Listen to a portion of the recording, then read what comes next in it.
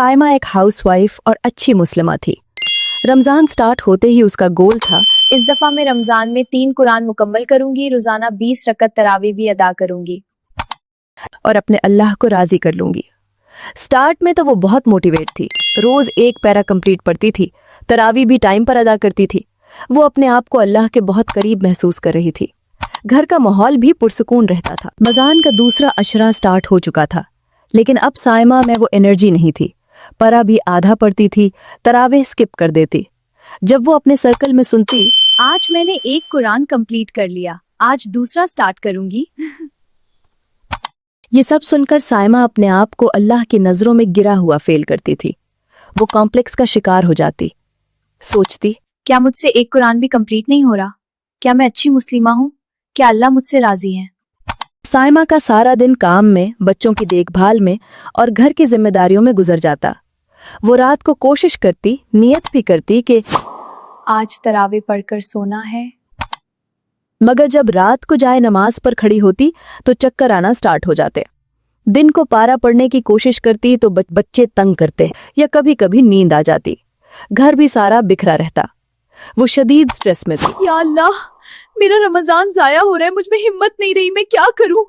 एक दिन वो इफ्तार की दावत पर अपनी दोस्त अंबर के घर गई। उसकी दोस्त ने साइमा से पूछा, तुमने अपनी क्या हालत बना ली है? अपना ख्याल नहीं रखती हो? स्किन डल, आंखों में डार्क सर्कल्स और ऐसा लग रहा है जैसे सालों से सूई नहीं हो। क्या मसला है? कोई परेशानी है? साइमा ने सब कुछ अंबर को बता दिया कि वो क्यों परेशान है। न कुरान पढ़ पाती है, न नमाज, और ना ही घर मैनेज कर पा रही है। वो खुद को अच्छी मुस्लिमा नहीं समझ रही। अंबर को सब समझ आ गया। वो बोली, देखो, आज से कुछ साल पहले मैं भी तुम्हारी तरह थी। बस ना दिन देखना ना रात, कुरान कंप्लीट करना है, सब दोस्तों और कजिन से आगे निकलना है, 20-20 रकत तरावे और नफल पढ़ने हैं, जैसे कोई रेस लगी हो। साइमा, रमजान हमें बैलेंस और डिसिप्लिन सिखाता है, लेकिन हम उसे रेस बना लेते हैं। अल्लाह को इखलास के साथ किया हुआ अमल ज्यादा पसंद है, चाहे वो 2 नफल हों या 1 पेज पारा हो। हम क्वांटिटी के पीछे भागते हैं ताकि सबको पता चले हम कितने नेक हैं, मगर अल्लाह को क्वालिटी और खालिस नियत पसंद है। हमारा हर अमल हमारी नियत पर डिपेंड करता है। और याद रखो, अल्लाह किसी पर उसकी ताकत से ज्यादा बोझ नहीं डालता।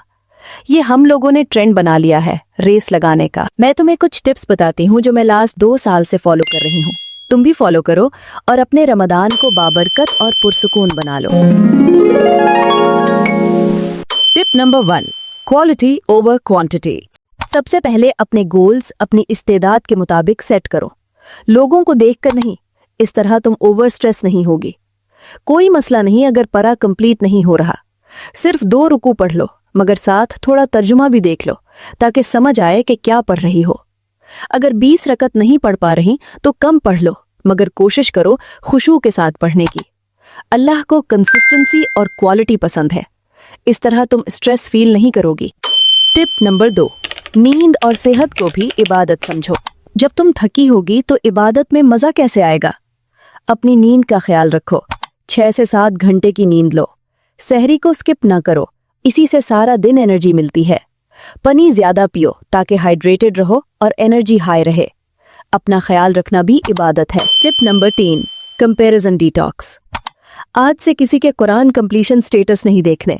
अगर कोई बताए भी तो सिर्फ माशाअल्लाह कहना है और दुआ करनी है, अल्लाह मुझे भी तौफीक दे। बर्न आउट नहीं होना। हर इंसान का रमजान अलग होता है।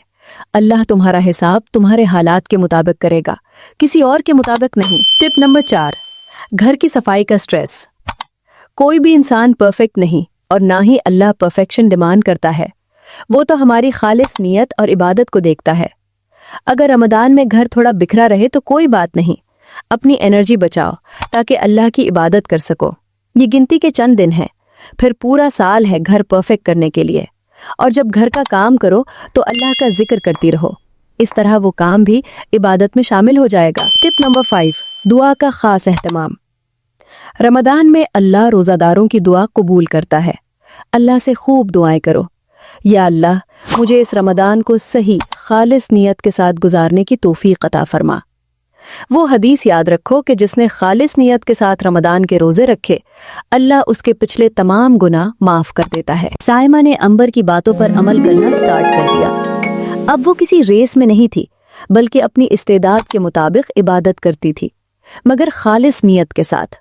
अब वो बहुत पुरसुकून थी, बच्चों के साथ भी खुश थी। उसे अब इबादत का असल मतलब समझ आ गया था। रमदान का असल मतलब खुद को तोड़ना नहीं बल्कि खुद को अल्लाह के साथ जोड़ना है। अगर आप भी हाउसवाइफ हैं और हर वक्त इसी स्ट्रेस में रहती हैं कि इबादत कैसे करूं, मैं बहुत थक गई हूं, तो आप भी इन टिप्स को अपनी लाइफ में अप्लाई करें। अगर आपको मेरी वीडियो अच्छी लगी हो तो लाइक करें और सब्सक्राइब करें। जज़ाकल्लाह।